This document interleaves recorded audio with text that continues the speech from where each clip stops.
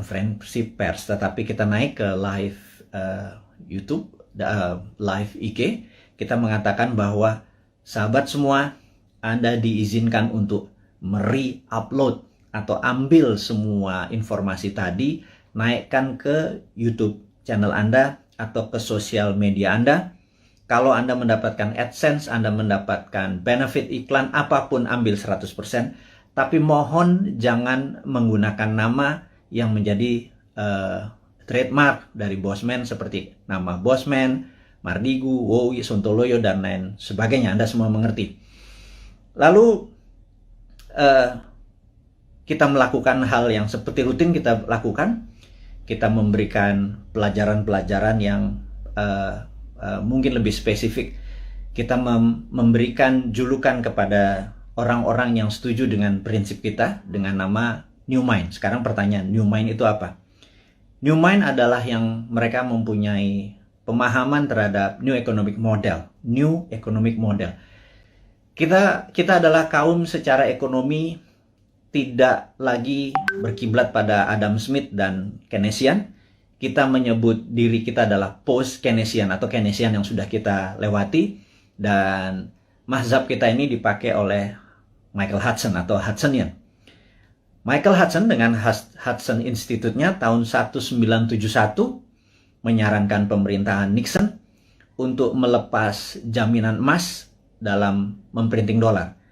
Kemudian menggunakan petroleum untuk printing money sebagai underlying dolar, dan hutang negara-negara lain untuk printing dolar. Sejak tahun 1971, Amerika awal menjadi negara superpower dan terus mengontrol dunia dengan energi dan currency.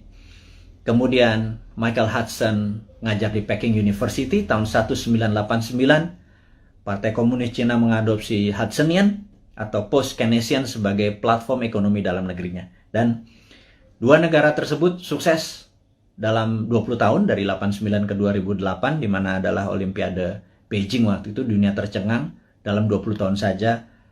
China atau Tiongkok sudah menjadi negara sangat besar atau superpower. Dan dua negara tadi, Amerika dan Tiongkok, menggunakan New Economic Model berbasis ajaran dari Michael Hudson yang saat ini yang terkenal adalah muridnya namanya Stephanie Kelton. Dan itulah orang-orang yang kalau nanti 2024 kita mendapatkan kepercayaan, mungkin penasihat ekonomi kita adalah Michael Hudson dan Stephanie Kelton yang akan membawa Indonesia menjadi punya model baru, New Economic Model, di mana kita mungkin negara kita tidak ada interest atau bunga lagi, pajak turun gitu ya, berbeda dengan sekarang yang pajaknya naik. Hal ini adalah karena kita New Economic Model. Jadi New Economic Model kita menyebut diri kita sebagai New Mind. Kemudian New Mind memahami apa yang namanya geopolitik. Geopolitik adalah sebuah kekuatan geografi dari negara kita untuk kekuatan berpolitik terhadap negara-negara lain. Jadi saat ini misalnya kekuatan geografi kita untuk politik untuk menekan Singapura, menekan ASEAN, menjadi kekuatan di tengah, memanfaatkan Selat Malaka untuk keuntungan ekonomi, saat ini tidak dilakukan selama 20 tahun pemerintahan yang ada. Kenapa saya sebut 20 tahun? Karena 20 tahun adalah ukuran yang harus kita patokkan. Jadi Dubai dibangun dalam 20 tahun, Beijing dibangun 20 tahun, Tiongkok, kemudian banyak negara yang dalam 20 tahun menjadi negara besar. Jadi kita tanya sekali lagi, Ibu Mega, alhamdulillah Anda sudah 3 tahun menjabat sebagai presiden ke-5, kemudian Pak SBY selama 10 tahun, terima kasih Anda sudah 10 tahun membawa negara ini. Kemudian terakhir adalah saat ini Pak Jokowi dengan 7 tahun, jadi total sudah 20 tahun. Pertanyaan dari kaum New Mind kepada Anda semua yang kami menganggap tidak berbeda haluan ekonominya, kita bicara ekonomi dulu ya, adalah tidak berhasil membawa Indonesia untuk menjadi negara superpower. Dan kemudian tahun 2024 ada 3 informasi yang kita bisa share. Nomor satu adalah ada isu bahwa akan diperpanjang 3 masa jabatan. Jadi incumbent bisa men-challenge lagi dirinya. Dan di sini saya ragu apakah nanti tahun 2024 Anda menang juga gitu ya. Tapi nggak apa-apa, itu adalah fair fight. Jadi kalau kita nih kaum New Mind mendadak nanti challenge-nya dengan incumbent, mungkin menarik karena kita menang atau kalah pun dari yang the best gitu ya. Kemudian ada isu kedua yaitu tidak 3 kali masa jabatan tetapi ditambah 3 tahun. Seperti halnya waktu itu FDR, Franklin Delano Roosevelt, karena Perang Dunia Kedua terjadi di Amerika, dia harus memperpanjang jadi 4 kali. Jadi satu-satunya presiden yang 4 kali masa jabatan dikarenakan di-extend jabatannya. Jadi minta di-extend 3 tahun karena mungkin tahun 2020, 2021, 2022 masa pandemi ini tidak perform, jadi minta jabatan 3 tahun. Dan baik itu jabatan 3 tahun ditambah, walaupun nanti 5 tahun lagi, atau 3 kali masa jabatan, itu keduanya harus MPR putuskan dan DPR. Jadi saya yakin Anda bisa lakukan karena DPR saat ini sudah Anda kuasai, ditambah PAN bergabung, jadi udah 82% suara Anda. Pasti Anda bisa ubah ini semua semau-mau dan sependapat Anda. Nggak apa-apa, itu free fight, itu pasar bebas, itu adalah demokrasi, kita nggak perlu marah. Selama ini adalah kemufakatan dari beberapa pejabat di atas sana. Jadi selama kita bisa bertanding nanti di 2024, ya kita nggak apa-apa juga mau itu 3 kali masa jabatan. Tapi ya kalau diperpanjang 3 tahun itu berbeda gitu ya. Kita akan bertemu di 2027 gitu ya. Nah, dengan masuknya PAN, kayaknya konstelasi politik bergeser. Apakah PAN masuk kabinet seperti informasi yang kita ketahui? Apakah Pak Zul masuk atau Mas Trisno Bahir masuk? Mungkin Menko Kesra, saya nggak tahu. Saya cuman mengira-ngira aja. Kemudian Pak Hadi, Panglima kita yang mendekati masa pensiun, apakah dia masuk kabinet? Atau penggantinya di Panglima bisa Pak Andika dari darat. Kalau ini merasa darat lagi, mungkin Angkatan Laut yang masuk, dan Pak Andika bisa juga digeser ke BIN. Apapun itu, tujuannya saya tahu bagaimana, atau kita tahu bagaimana membuat negara Indonesia ini berdaulat. Saya tidak menentang, atau kami New Mind tidak menentang. Yang jadi pertanyaan adalah, apakah kalian bisa membuat negara Indonesia menjadi negara superpower di tahun 2045 atau 24 tahun dari sekarang? Jadi apapun itu, kita lihat langkahnya hanya menaikkan pajak, kemudian berhutang, dan membangun hal-hal yang menurut beberapa orang tidak produktif. Kalau jalan tol, infrastruktur, oke lah. Walaupun dalam sebuah buku yang saya lupa, currency, saya nanti inform, si Bolat ini, dia menyatakan bahwa jangan mimpi membangun negara hanya bersandar pada infrastruktur, jadi harus holistik. Jadi ada infrastruktur statis, infrastruktur dinamis, dan saat ini dianggap hanya infrastruktur statis yang diam seperti jalan tol, jembatan, pelabuhan, dan lain sebagainya. Harusnya infrastruktur dinamis juga dibangun. Tapi ada hal yang menurut kami adalah hal yang tidak produktif, adalah membangun ibu kota pindah ke Penajam. Dan ini produktifnya di mana kita nggak tahu gitu ya. Tapi yang jelas itu bukan hal yang penting, karena bagi orang seperti saya atau kaum New Mind ini yang sangat percaya pada kedaulatan sebuah bangsa, Penajam itu sangat lemah sekali jika ada serangan dari negara lain. Karena sisi utara ada Malaysia, Sarawak, di mana pangkalan militer Malaysia terbesar adalah di utara Kalimantan, di Sarawak. Kalau menyerang Penajam kurang dari setengah jam, bawa bom pesawat pembom rata tanah, dan kita nggak punya perlindungan sama sekali. Jadi saya pikir membangun Penajam, membangun ibu kota, nomor satu adalah harusnya membangun pangkalan militer terlebih dahulu. Pangkalan angkatan lautnya digeser dulu, pangkalan angkatan udara digeser dulu, kemudian darat dan kepolisian harus dipersiapkan dulu, infrastruktur harus disiapkan dulu, baru ibu kotanya. Jangan dibangun gedungnya dulu. Begitu saya jadi presiden nanti tinggal dibom sama Malaysia, kan gerah kita. Jadi saya rasa sudahlah. Jangan nanti jadi hambalang. penajam itu lupakan. Ini saran dari New Mind. Wahai yang terhormat kepala negara, jangan dilanjutkan. Kita mengutamakan adalah masalah pandemi dulu gitu ya. Nah, kita masuk ke topik berikutnya adalah, masih topik yang pertama adalah yang jelas YouTube channel kita kemudian diserang lagi berkali-kali sampai kita bingung. Maksudnya bingung nih gini. Kita kan punya channel di Santara dengan tagline UKM menang, kemudian Dinaran Official dengan tagline Rupiah menang. Kalau Bosman Mardigu tagline-nya adalah Indonesia menang. Jadi kita memasang cerita karena selama di takedown tidak boleh upload, kita menaruh informasi di Dinaran Official dan di Santara. Kemudian begitu kita boleh lagi memasang, kita memindahkan informasi di Dinaran tersebut official ke Bosman Mardigu dan itu di takedown juga. Itu kita heran, berarti memang YouTube kita memang ditarget gitu ya, sampai kita kebingungan. Karena apalagi yang ditarget, karena benar-benar kata-kata yang kita taruh, bahkan jualan emas, jualan dinaran, akan mempromosikan emas sebagai alat bayar atau bukan, sebagai alat tukar. Itu pun di take down. Jadi kita pikir kita akhirnya diserang lagi. Kali ini menarik, katanya kita melanggar konsensus WHO. Kita ngecek langsung video mana yang melanggar konsensus WHO.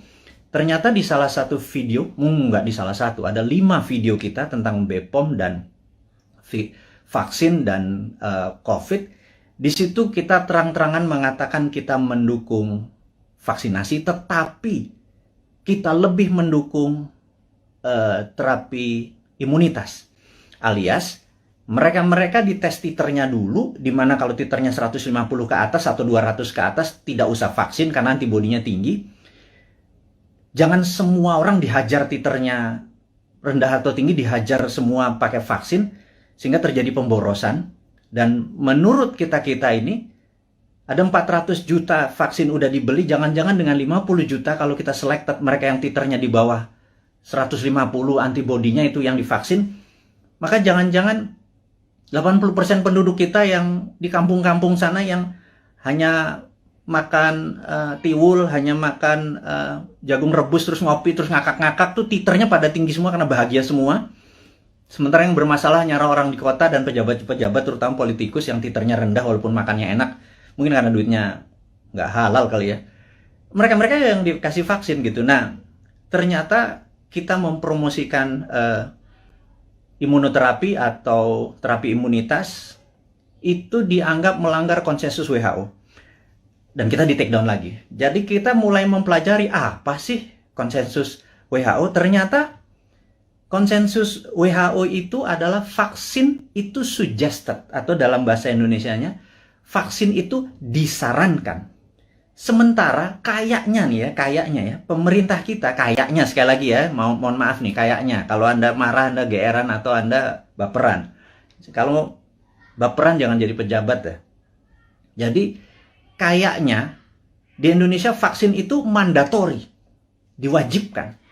Sementara WHO hanya suggested atau menyarankan. Jadi di sini kita ada sedikit pertanyaan. Kita tidak melanggar konsensus WHO, tapi mungkin melanggar mandatori atau perintah dari pemerintah saat ini. Sekali lagi, kita bukannya tidak mendukung, tapi kita punya preference. Karena sahabat saya, seorang profesor yang saat ini mengajar di Cornell University, beberapa minggu yang lalu, mungkin beberapa hari yang lalu, 3 minggu yang lalu, mengatakan, kalau vaksin adalah sebagai single bullet proof untuk menang melawan COVID, itu halu. Jadi dianggap delusion. Jadi menurut beliau, kalau kita menganggap atau kita berpikiran bahwa untuk menang melawan virus corona ini, vaksin adalah satu-satunya single bullet proof, itu delusion. Jadi itu kata-kata sebenarnya cukup sadis gitu ya. Karena sebenarnya ada banyak cara untuk selain vaksin. Taliban itu nggak pakai vaksin, nggak pakai masker tuh, nggak ada yang satupun yang kena. COVID-nya takut sama Taliban, itu aja berpikir sangat sederhana. Nah, jadi sahabat semua, akhirnya kita singkatnya adalah di take down forever, permanen. Jadi mendengar hal itu terjadi, RIP, rest in peace, kita dalam waktu 4 jam langsung membuat Bosman Mardigu official. Dan entah bagaimana, tahu-tahu ada 5-6 akun mirip-mirip, ada Mardigu Wowi official, Mardigu Bosman Mardigu unofficial. Apapun itu, saya minta dengan segala kerendahan hati dan dengan segala hormat Anda untuk mengganti dengan nama, jangan pakai trademarknya Bosman. Sekali lagi, saya dengan hormat memohon Anda untuk mengganti. Karena saat ini orang begitu membuka akun tersebut menjadi tidak terdistract ya dengan penampilan Anda tersebut. Saya tahu niat Anda baik, tetapi saya sudah wanti-wanti, jangan pakai nama trademarknya Bosman, tapi videonya Anda upload, Anda re-upload, Anda share, Anda berhak atas itu semua. Tidak ada hak paten atau right yang saya tuntut, tidak ada. Tetapi jika ada orang keberatan, sayalah keilmuan tersebut yang akan dipertanyakan. Jadi Anda tidak akan bertanya. Jadi sekali lagi, saya mohon maaf untuk Anda. Saya minta dengan segala hormat untuk mengganti channel tersebut, sehingga Bosman Mardigu official adalah satu-satunya akun. Dan ke depan kita akan punya gaya lain, punya genre lain, punya aliran lain, demi membuat Anda semua mengerti otot atau muscle knowledge atau otot bernegara yang lain yang akan kita ajarkan, yang akan membuat kita menjadi negara besar superpower di 2045. Dan di sini Anda akan selalu mendengarkan kata-kata berulang, yaitu New Mind 1, nomor 2 adalah 024, di mana kita target 024 adalah New Mind sudah mendapat mandat.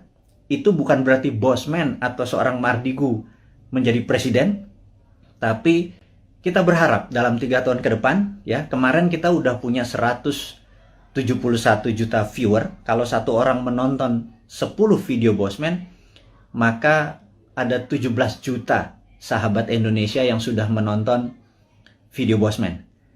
Kalau kita menarget 1 miliar viewer dengan teman-teman, ada sekitar 100 akun bersama-sama. Kalau 1 miliar viewer ditonton, maka kalau satu orang nonton 10, ada 100 juta warga Indonesia sudah terkena dengan New Mind. Saya harapkan secara pribadi 70% menerima konsep tersebut. Kalau 70% menerima konsep tersebut, ada sekitar 70 jutaan orang. Itu sudah hampir 50% dari mata pilih di 2024. Dan inilah yang menentukan course atau Indonesia mau kemana nantinya. Maksudnya begini, sahabat semua, sahabat muda, saya mengkhususkan Anda yang berjiwa muda dan masih muda, yang saat ini umurnya 40 tahun paling tua atau 40 tahun ke bawah. 3 tahun lagi paling tua adalah 43, 45 mungkin ya. Dan Anda yang berusia 45 tahun ke bawah, di tahun 2024 Anda adalah merupakan 71% mata pilih. Sebenarnya Andalah yang menentukan negara Indonesia ini mau kemana. Masih bergantung pada IMF? Monggo. Masih berhutang? Monggo. Pilih aja siapa-siapa yang kira-kira mirip-mirip dengan genre-genre atau aliran 3 presiden terakhir. Pak Bu Mega, Pak SBY, dan Pak Jokowi gitu ya. Atau Pak Jokowi itu sendiri. Jadi, kalau Anda masih mau miring ke Tiongkok, pilihlah yang kita sebut para old mind. Jadi, kalau nanti di 2024 Anda masih memilih old mind, ya nggak apa-apa juga gitu ya. Ya sudah, saya secara pribadi tidak kalah, tidak menang. Tapi saya akan bilang ke anak cucu kita atau kita semua ya saat ini, yang hampir 7.000 sahabat yang saat ini bersama-sama menonton live IG-nya Bosman ini. Saya mohon dengan amat sangat, Anda fight untuk hak Anda fight untuk cucu turunan Anda, sehingga nanti Anda berkata bahwa anakku atau cucuku, dulu eyang, dulu mbah, dulu Pak Ade, dulu apapun itu, kita fight untuk membawa Indonesia dengan memberi pelajaran baru supaya Indonesia menjadi negara berdaulat superpower di 2045. Tapi kami kalah. Di 2024 ternyata yang dipilih adalah old mind juga. It worth a fight. Jadi kita bisa punya cerita bahwa been there done that, ya gue kalah gitu ya. Tapi kalau kita menang, percayalah, New Mind akan membuat Indonesia menjadi negara superpower di 2045. Detailnya kita selalu urai di dalam 1000 video ke depan, dalam 3 tahun, 1000 itu hampir 3 tahun, itu akan mengurai dengan rinci apa yang harus kita lakukan mulai dari sekarang sampai 2024, dari 2024 sampai 2045. Kita rinci bagaimana Indonesia untuk menjadi negara superpower year to year-nya. 2025-nya ngapain, 2026-nya ngapain. Saya tidak yakin bahwa satu orang pun yang saat ini mencalonkan atau ingin menari menjadi presiden atau menjadi wakil presiden di 2024 punya konsep untuk membuat Indonesia menjadi negara superpower. Saya ragukan itu. Karena yang mereka lakukan adalah populerisme. Ingin menjadi populer, dengan populer mereka diharapkan mengambil hati rakyat, terus mereka memilih. Yakin kita nanti begitu dia jadi, dia bingung mau diapain negara ini gitu ya. Beda dengan New Mind. New Mind tidak ingin menari untuk menjadi presiden, tetapi konsepnya yang akan kita bawa agar siapapun yang nanti menari di 2024 membawa konsep ini yang akan membawa Indonesia menjadi negara superpower di tahun 2045. Itu 24 tahun dari sekarang. Jadi kita harus bersiap-siap menuju ke tahun 2045, dan kalau kita mundur 2029 atau 2034 telat kita ya, sekali lagi. Nah, sahabat semua, jadi saya rangkum sesi pertama, yaitu mengingatkan untuk Anda mensubscribe Bosman Mardigu Official, dan tolong sebar dan viralkan. Kemudian isinya mau di re-upload di YouTube channel Anda atas nama Anda pribadi, monggo. Karena kita akan fight dalam jangka panjang. Dan jangan lupa Anda harus mempromosikan Anda punya YouTube, IG tadi, dan lain sebagainya. Karena jangan Anda menunggu bola, Anda hanya menggunakan video Bosman, harus terus mengharapkan orang nonton, kemudian mengharapkan AdSense. Nggak bisa begitu. Anda harus berkeringat untuk apapun yang Anda dapat. Anda promosikan video-video tadi di video YouTube channel atau sosial media Anda. Dan tadi pagi saya heran, saya naikkan sesuatu di IG. IG ini saya agak sedikit deg-degan. Karena di Agustus kemarin 5 kali kita diperingati. Bahkan kita ada kata-kata ganyang koruptor, itu di take down. Itu cukup kaget saya. Jadi rupanya apapun yang ditulis, di caption oleh Bosman, bahkan video dari orang lain yang penontonnya cuma 300, kita ambil, kita upload di tempat Bosman, toto dalam 1 jam ada 100.000 viewer, captionnya kita mungkin berbeda dengan yang lain, toto di take down. Jadi tadi pagi di take down lagi, cukup kaget saya. Dan kalau itu di take down lagi membuat resiko IG kita yang 2,1 juta follower ini juga beresiko seperti 1,5 juta subscriber dari YouTube. Jadi, tapi apakah kita akan give up atau menyerah? Sahabat semua, perjuangan kita tidak akan pernah menyerah walaupun kita mulai dari nol lagi, tetapi ilmu-ilmu kita dan ini pelajaran-pelajaran kita akan terus berikan. Kita tidak melawan, tetapi kita akan bekerja dengan dengan semangat kaum New Mind. New Mind itu nggak ada matinya. Die hard New Mind itu nggak ada matinya. Nah, sahabat semua, kita akan membicarakan topik baru yang namanya long COVID.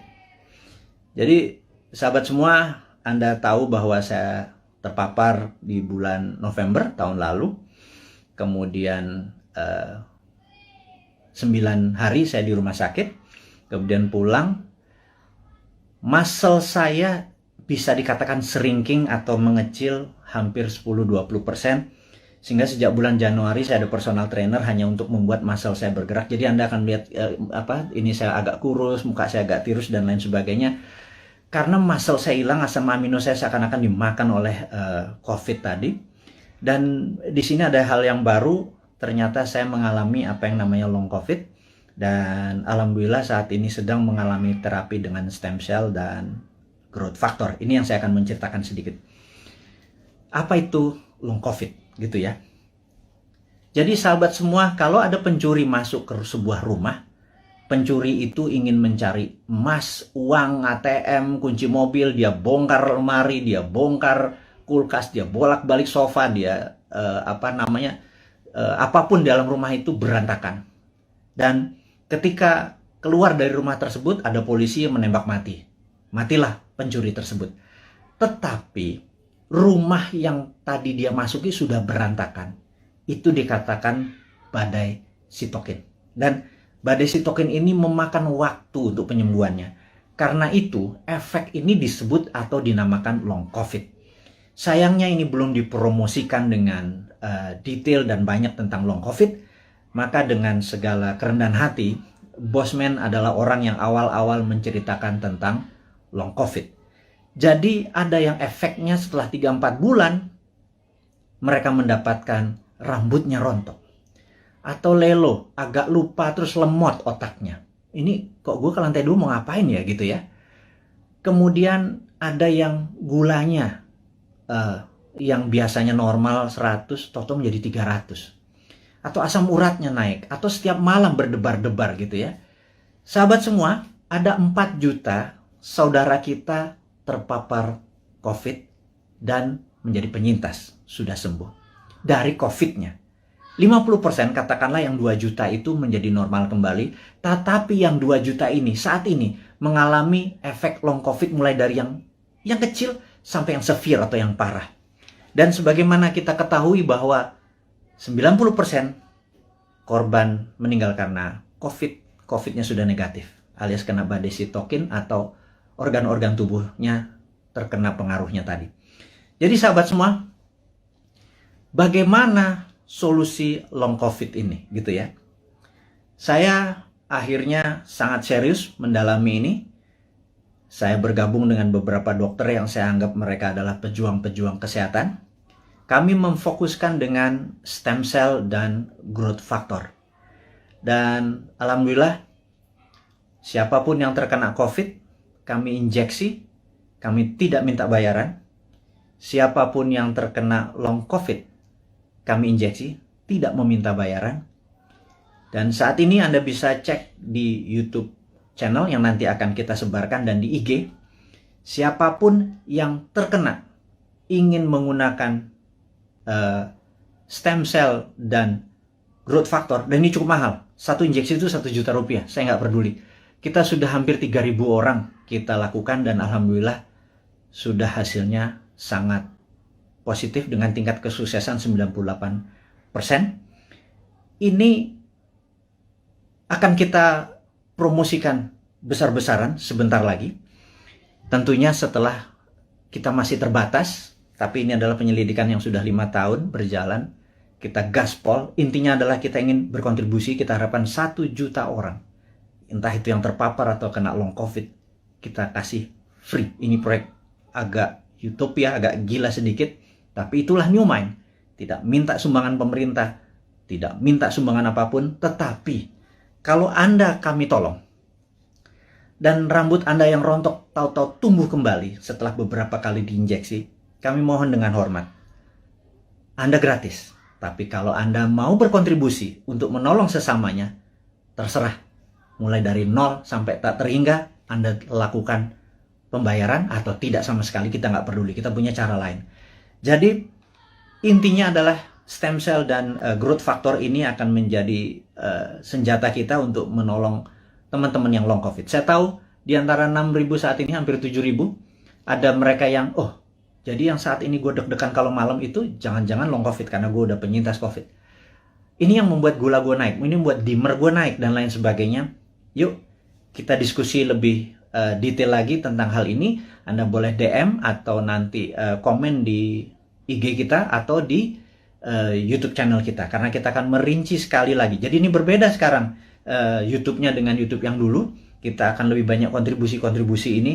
Tapi bukan hadiah-hadiah, tetapi benar-benar ingin penyembuhan masalah COVID dan long COVID ini. Ini sedikit kontribusi dari kaum New Mind. Dan bagi mereka yang sehat, supaya tidak terpapar, kita adalah orang yang ingin imunitas kita tinggi. Kita ada immodulator. Ini juga free. Kita akan kasih semua orang. Ini berbahan baku juga ada stem cell dalam tanda petik yang kita keringkan dicampur dengan herbal. Ini juga gratis. Kalau Anda minta immodulator, kita kirim dimanapun, tapi ongkos kirimnya Anda tanggung. Kalau itu di luar Jakarta, kalau di Jakarta ambil sendiri. Nanti tempat-tempatnya kita kasih tahu, ada yang di Citos, ada yang di Senayan dan lain sebagainya. Itu detailnya. Immodulator ditargetkan adalah mereka yang ingin titernya atau antibodinya tinggi, atau mereka yang dalam proses penyembuhan setelah recover dari COVID. Sekali lagi, kita akan menyiapkan immodulator. Namun kalau long COVID tadi yang stem cell dengan growth factor, kita injeksi ke muscle atau daerah bokong gitu ya, akan kita masukkan. Oke, itu adalah informasi kedua, sahabat semua. Yang ketiga adalah sahabat saya, seorang profesor filosofi, guru besar universitas cukup terbesar di Jawa Tengah, tadi pagi menyatakan, Mas Mardigu, sampean ini memang gila katanya. Anda benar-benar mendeklar diri Anda sebagai Westphalian. Saya begitu dikatakan saya sebagai Westphalian ini saya tertawa. Karena bagi orang seperti saya, no need an explanation tentang apa itu Westphalian. Jadi, tapi saya yakin teman-teman yang masih muda di bawah 40 tahun, mungkin yang memahami Westphalian ini cuman 5-10%. Ya udah, saya review apa what the hell is Westphalian gitu ya. Jadi Westphalian ini adalah orang-orang yang mendukung. Ini adalah di abad 17, tepatnya mungkin tahun 1648. Ada Westphalian, sebuah kota yang sekarang di wilayah Jerman, Westphalia. Itu mengadakan treaty, perjanjian antara kaum monarki dengan nasionalis. Jadi disitulah masa keemasan awal kaum nasionalis yang nanti melahirkan demokrasi, dan masa suram dari kerajaan atau monarki. Dan sejak saat itu negara-negara Eropa perlahan-lahan monarkinya makin turun dan berakhir di Perang Dunia Pertama. Negara-negara menjadi nasionalis atau disebut nation state. Nation adalah negara, state adalah bangsa. Jadi negara bangsa adalah pemahaman Westphalian.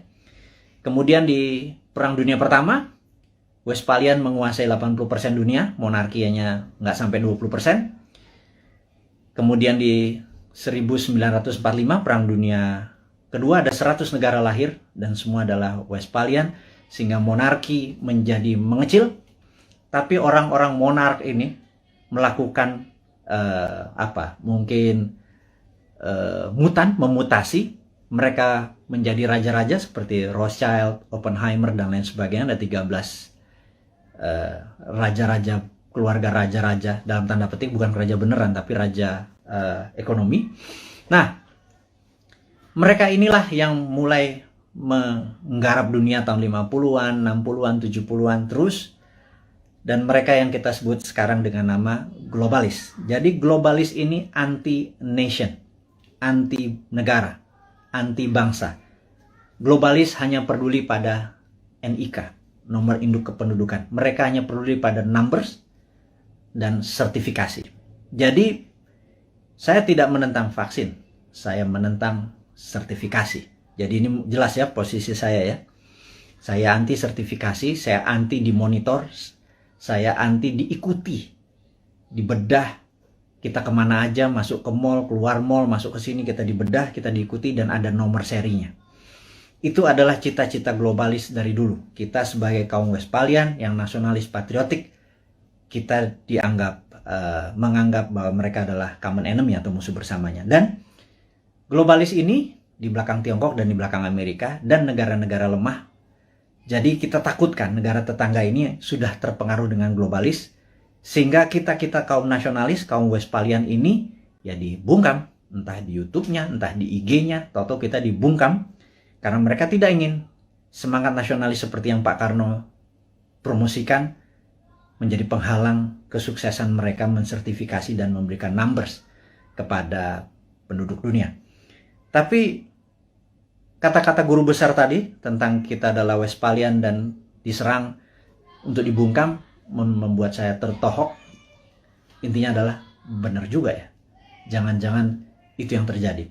Tapi apapun itu, kedepannya kita akan terus memberikan informasi kepada sahabat semua dimanapun Anda berada dengan ilmu-ilmu kekinian yang tujuannya adalah Anda di tahun 2024 yang 71% ini, saya minta dengan hormat menentukan apakah Anda mau membuat Indonesia menjadi negara superpower di tahun 2045 atau Anda tetap ingin Indonesia menjadi negara mediocre seperti saat ini di tengah-tengah dan di trap kena debt trap, kita nggak bisa kemana-mana, siapapun jadi presidennya, menjadi pemimpinnya, terborgol sampai tahun 2045. Anda bisa pilih itu semua, dan untuk itu saya mohon dengan amat sangat Anda promosikan ide-ide dari New Mind ini dengan siapapun. Kita challenge ilmu kita ini, kita lakukan studi lebih dalam lagi. Tujuannya adalah untuk membuat Indonesia berdaulat seperti kaum Westphalian atau nasionalis.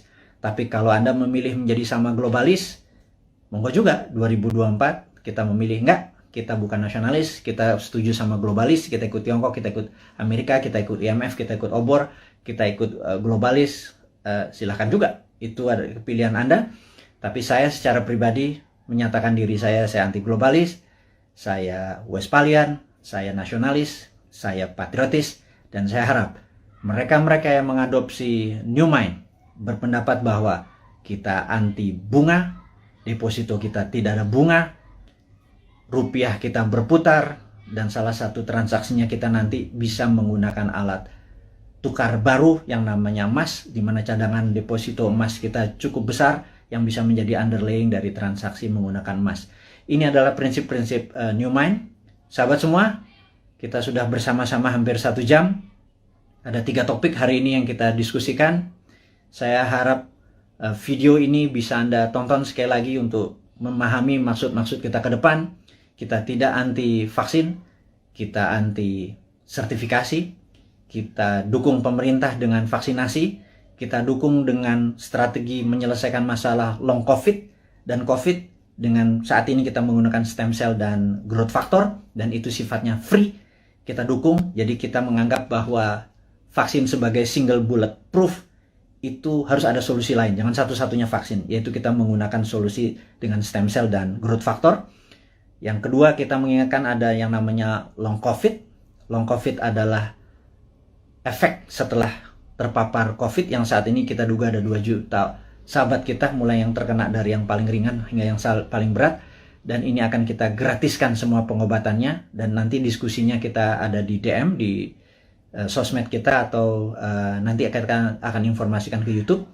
Terus subscribe YouTube kita, perbanyak YouTube kita, informasinya semua ada di sana. YouTube kita akan menjadi baru, sosmed kita akan menjadi baru, dengan tujuan untuk menjadikan Indonesia baru. Akhirul kalam, saya ucapkan terima kasih atas perhatiannya, mohon maaf lahir batin. Wassalamualaikum warahmatullahi wabarakatuh.